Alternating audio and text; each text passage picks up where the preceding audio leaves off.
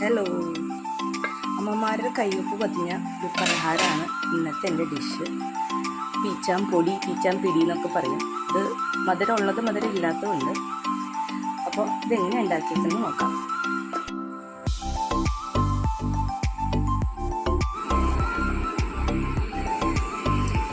കാര്യമായ ഇൻഗ്രീഡിയൻസ് ഒന്നും വേണ്ട. വറുപ്പ്, അരിപ്പൊടിക്ക് ഉപ്പ്,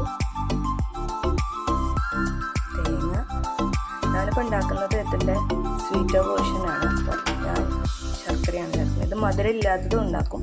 അപ്പോൾ അതിൽ ജസ്റ്റ് ഉപ്പും ജീരകം പിന്നെ ഉള്ളി ഒക്കെ അരിഞ്ഞിടുന്നതാണ്. ഞാനിപ്പോൾ മധുരമുള്ളത് ഉണ്ടാക്കുന്നതായിരുന്നു. ശർക്കര ചേർത്തു. പിന്നെ ഇതിനകത്ത് ഏലക്കാപ്പൊടിയും ജീരകവും ചേർക്കണം. പക്ഷേ ഇത് രണ്ടും എനിക്കിതിൽ കടിക്കാൻ ഇഷ്ടമില്ലാത്തതുകൊണ്ട് ഞാൻ ഇത് രണ്ടും കൂടിയിട്ട് തിളപ്പിച്ച വെള്ളത്തിലാണ് ഇത് നമ്മൾ കുഴച്ചെടുക്കാൻ പോകുന്നത്.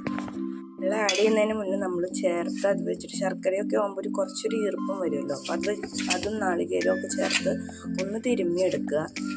അതിന് ശേഷം വെള്ളം വെച്ച് കുഴച്ചാൽ മതി. ഇതിൻ്റെ കൂടെ കുറച്ച് നെയ്യും കൂടി ചേർത്ത് കൊടുക്കുന്നുണ്ട് ഞാൻ.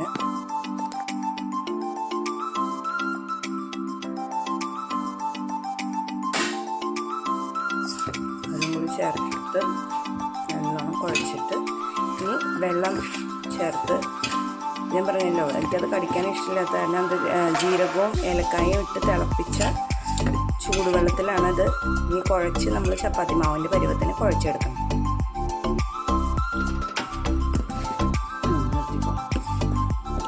അപ്പോൾ നമ്മുടെ പീച്ചാമ്പൊടിയുടെ മാവ് ആവശ്യത്തിനായിട്ടുണ്ട്. നമുക്കിങ്ങനെ പിടിക്കുമ്പോൾ ആ ഒന്ന് പരുവം മതി. അല്ലാണ്ട് എല്ലാം കൂടി ഒരൊറ്റ ഉണ്ട് നമ്മൾ ചപ്പാത്തി കുഴക്കണം അത്രയും അങ്ങോട്ട് ബൈൻഡ് ആവേണ്ട ആവശ്യമില്ല.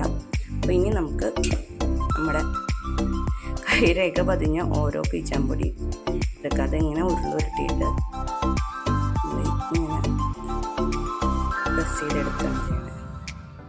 അപ്പോൾ ആദ്യത്തെ ആയിട്ടുണ്ട്. ഇനി അങ്ങനെ ഞാൻ ഓരോന്നും കുഴച്ചെടുക്കട്ടെ. അപ്പോൾ പീച്ചാമ്പൊടിയൊക്കെ ഞാൻ ആ ഷേപ്പിലാക്കിയിട്ട് അതിനെ ആവി കയറ്റാൻ വെച്ചിട്ടുണ്ട്. ഇനി ഇതിനെ വേവിച്ചെടുക്കാം. ഇപ്പോൾ നമ്മുടെ പീച്ചാമ്പൊടി വെന്ത് വന്നിട്ടുണ്ട്. കണ്ടോ, ഹാർഡായി. അപ്പോൾ അത് വെന്തു. ഇനി നമുക്ക് സ്റ്റൗ ഓഫ് ചെയ്യാം. അപ്പോൾ ഇത്ര ഈസിയാണ് ഇത് ഉണ്ടാക്കാനായിട്ട്. എല്ലാവരും ട്രൈ ചെയ്ത് നോക്കുക.